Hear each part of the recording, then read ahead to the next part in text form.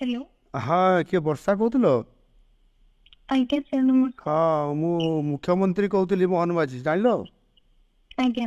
ଆଚ୍ଛା ହଁ ମୁଁ ତ ଖବର ପାଇଲି ତମ ର ଯୋଉ ବାପାଙ୍କର ଯୋଉ ଅବସ୍ଥା ହେଲା ଏବଂ ସେଥିପାଇଁ ମଧ୍ୟ ମୁଁ ଭାରି ଦୁଃଖିତ।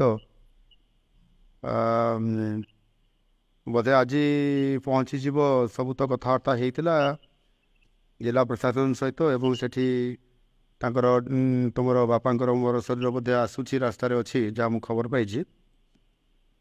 ଆଜି ପହଞ୍ଚିଯିବ ରାତିରେ। ହ୍ୟାଲୋ। ସକାଳେ ପହଞ୍ଚିବ। ସକାଳେ ପହଞ୍ଚ 2ଟା ବେଳେ ପହଞ୍ଚିବ ବୋଲି ମୁଁ ଖବର ପାଇଥିଲି ଡେରି ହେବ ଟିକେ। ଆଜ୍ଞା। ଆଚ୍ଛା ହଉ ତୁମେ ଟିକେ ଧୈର୍ଯ୍ୟ ଧର ହେଲା ଧୈର୍ଯ୍ୟ ଧର ମୁଁ ଅଛି ତୁମ ସାଙ୍ଗରେ। ତମର ଭଲ ମନ୍ଦ ମୁଁ ନିଶ୍ଚିତ ଭାବରେ ବୁଝିବି ଭଗବାନଙ୍କର କ'ଣ ଇଚ୍ଛା ଥିଲେ ସେ ଅଲଗା କଥା। ତମକୁ ଏତେ ଭଲ ପାଠ ପଢ଼ୁଛ ଠିକ୍ ଅଛି ବାକି ମୁଁ ତମ ସାଙ୍ଗରେ ଅଛି ଆଉ ସେଥିପାଇଁ ମଧ୍ୟ କେମିତି ତୁମର ଅନ୍ତ୍ୟେଷ୍ଟିକ୍ରିୟା କାର୍ଯ୍ୟକ୍ରମ ହେବ ସେଟା ମଧ୍ୟ ମୁଁ ନିଶ୍ଚିତ ଭାବରେ ଆଉ ମୋ ତରଫରୁ ସହଯୋଗ ରହିବ ଏବଂ କାଲି ଏଠି ସବୁ ମୁଁ ଲୋକଙ୍କୁ ବି ପଠେଇବି ସେମାନେ ବି ସେଠି ସହଯୋଗ କରିବେ ଆଉ ତୁମେ ଧୈର୍ଯ୍ୟ ଧରିକି ରୁହ।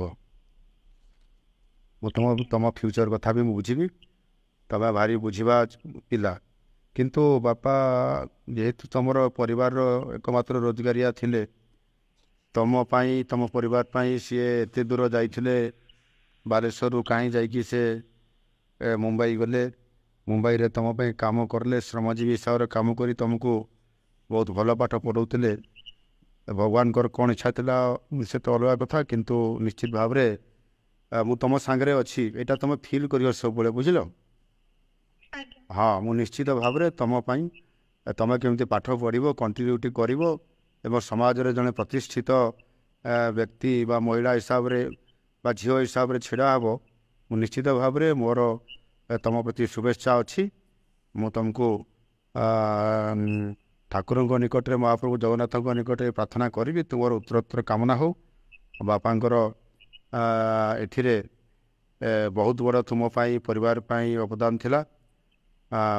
ବାପାଙ୍କର ଆତ୍ମାର ସଦ୍ଗତି କାମନା ବି କରୁଛି ଏବଂ ତୁମର ମଙ୍ଗଳ କାମନା ବି କରୁଛି। ପରିବାର ନିଶ୍ଚିତ ଉନ୍ନତି ହେବ ଏବଂ ମୁଁ ମଧ୍ୟ ତୁମକୁ ସହଯୋଗ କରିବି ଠିକ୍ ଅଛି। ଆଜ୍ଞା। ଆଉ ମା ଅଛନ୍ତି କି ପାଖରେ?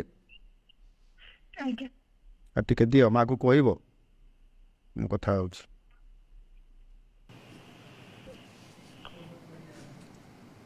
ନମସ୍କାର ସାର୍। ହଁ ହଁ ହଁ ନମସ୍କାର।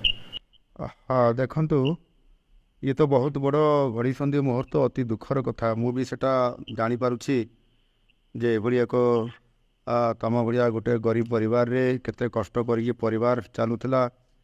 ମୁରବୀ ହିସାବରେ ସ୍ୱାମୀ ଆପଣଙ୍କର ପରିବାର ଚଲାଉଥିଲେ ମୁମ୍ବାଇରେ ଥାଇକି ଶ୍ରମଜୀବୀ ହିସାବରେ ବାଲେଶ୍ୱରର ଇଏ ଗୋଟିଏ ଅଞ୍ଚଳରୁ ଯାଇକରି ସେ କେତେ କଷ୍ଟ କରିକିରି ଖଇରା ଅଞ୍ଚଳରୁ ଯାଇକରି ସାହାଯ୍ୟ କରୁଥିଲେ କିନ୍ତୁ ବହୁତ ଭଗବାନଙ୍କର କ'ଣ ଇଚ୍ଛା ଥିଲା କି ଜାଣି ମୁଁ ତ ଜାଣିପାରିଲିନି ଆଗରୁ ମୁଁ ବି ଜାଣିପାରିଲିନି ନହେଲେ ଆଉ ଟିକେ କ'ଣ ବି କରାଯାଇଥାନ୍ତା କିନ୍ତୁ ଭଗବାନଙ୍କ ଇଚ୍ଛା ବୋଧେ ସେଇଆ ଥିଲା। ତ କାଲି ପହଞ୍ଚିଲା ପରେ ଏସବୁ ଅନ୍ତ୍ୟେଷ୍ଟିକ୍ରିୟା ସବୁ କାଲି ହେବ।